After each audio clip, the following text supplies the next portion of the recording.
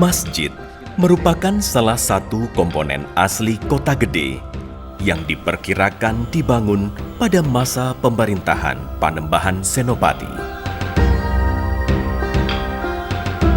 Masjid Gede Kauman, Kota Gede ini menurut saya adalah salah satu bangunan masjid kuno yang menarik perhatian. Di sini kita melihat bahwa untuk masuk ke Masjid Besar Mataram Kota Gede ini ada beberapa yang kita harus lalui. Yang pertama adalah pintu gerbang yang ada di luar yang berbentuk paduraksa, masih dengan gaya arsitektur yang Jawa kuno. Begitu orang masuk melalui pintu gerbang itu, orang akan bertemu dengan yang disebut ini warono atau kelir, sehingga orang harus berbelok ke kanan gitu ya. Nah, ini adalah salah satu struktur di dalam arsitektur bangunan suci atau bangunan sakral masa dulu. Jadi orang itu tidak bisa langsung lurus masuk ke masjid. Demikian juga struktur semacam ini akan kita jumpai pada makam. Di makam juga begitu, tidak bisa langsung gitu. Nah, di dalam filosofi Jawa ini disebutkan warono atau kelir ini adalah salah satu sarana untuk menghalangi roh-roh jahat seperti itu, sehingga orang harus berbelok ke sana. Karena menurut kepercayaan roh-roh jahat itu kalau jalan lurus tidak bisa berbelok begitu ya. Jadi kita masuk melalui pintu gerbang paduraksa yang masih menggunakan gaya arsitektur Jawa kuno, lalu ketemu dengan kelir atau warono ini, kemudian kita baru sampai ke masjid besar atau masjid gede itu.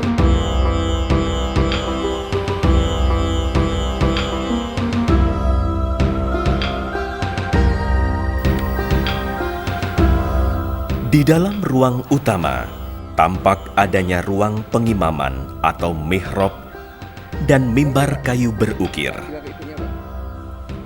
Pada ornamen daun-daun pintu, baik pintu gerbang halaman maupun pintu masuk ke ruang utama masjid, kebanyakan bermotif suluran yang dibingkai model belah ketupat.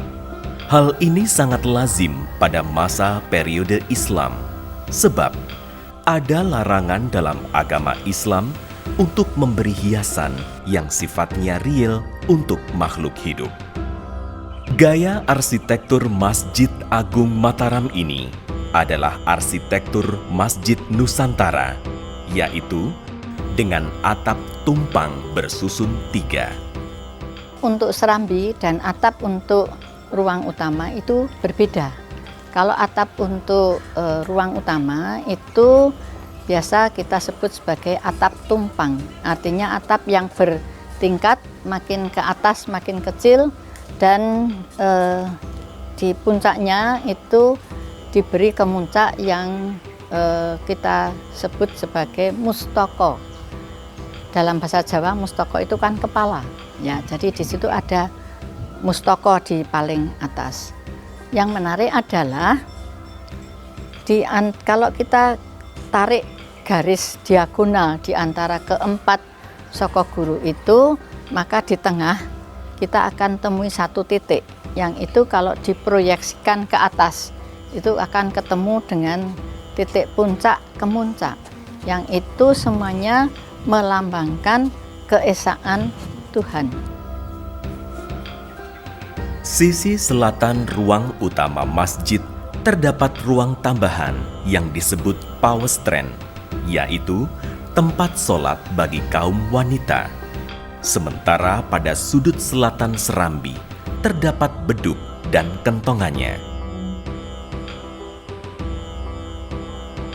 Pada halaman luar masjid terdapat sepasang bangsal terbuka. Sementara di kanan dan kiri jalan masuk menuju masjid berdiri sebuah gapura berbentuk padu raksa dengan atap bersusun tiga dan daun pintu dari kayu berukir. Masjid Agung Kota Gede merupakan sebuah kompleks masjid yang cukup besar dan menjadi satu kesatuan dengan kompleks makam pendiri Kerajaan Mataram, yaitu Makam Panembahan Senopati. Kompleks Makam Raja Mataram Kuno Kota Gede dikelilingi oleh tembok bata dan pintu masuknya berupa gapura padu raksa. Pada sisi selatan terdapat sendang seliran yang merupakan kolam pemandian. Sendang ini mempunyai permukaan tanah yang lebih rendah daripada permukaan tanah sekitarnya, sehingga setelah melewati gapura padu raksa, terdapat trap tangga menuju kompleks pemandian.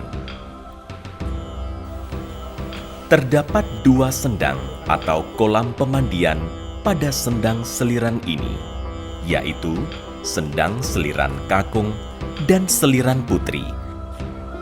Di dalam sendang seliran putri sendiri terdapat kolam, ruang untuk mandi, bangsal bergaya limasan, batu yoni, dan juga sumur.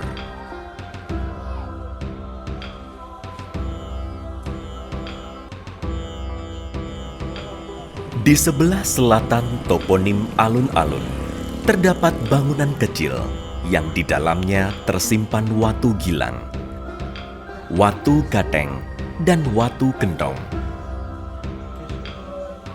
Watu gilang berbentuk persegi panjang, dibuat dari batu andesit berwarna hitam. Di atasnya terdapat goresan-goresan inskripsi yang ditulis dalam 4 bahasa, yaitu bahasa Latin, Perancis, Belanda, dan Italia.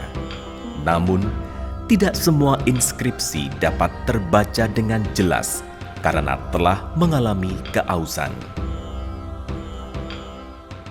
Menurut cerita rakyat, Watu Gilang itu adalah singgasana raja-raja Mataram Islam waktu itu.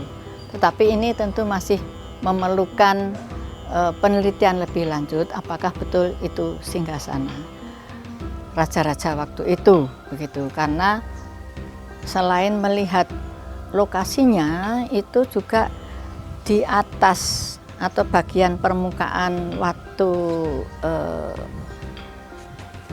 Gilang itu ada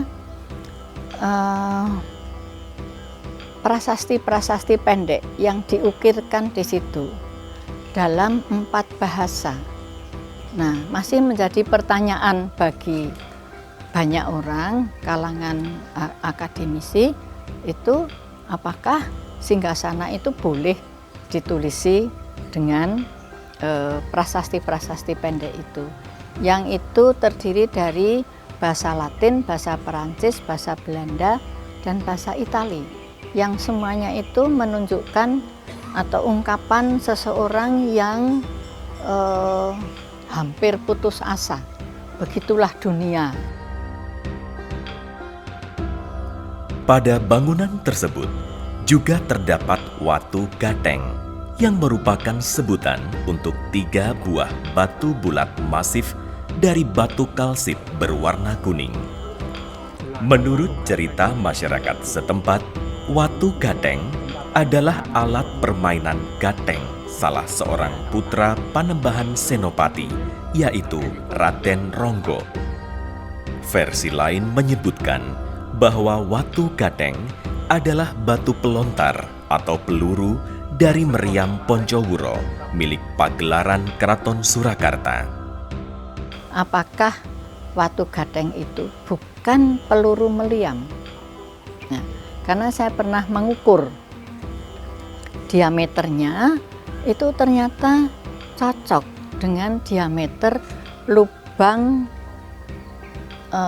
meriam Kiai Poncowuro yang sekarang ada di dekat pagelaran Keraton Surakarta. Kyai Poncowuro itu adalah meriam yang dibuat pada masa Sultan Agung oleh pandai besi di Mataram sendiri. Jadi itu bukan meriam yang dibeli dari VOC atau tukar-menukar dengan VOC. Ada prasastinya di situ memakai huruf Jawa yang mengindikasikan bahwa itu bukan buatan Belanda. Di sebelah kiri Watu Gateng terdapat bejana batu yang disebut Watu Gentong yang pada masa lalu digunakan sebagai tempat air.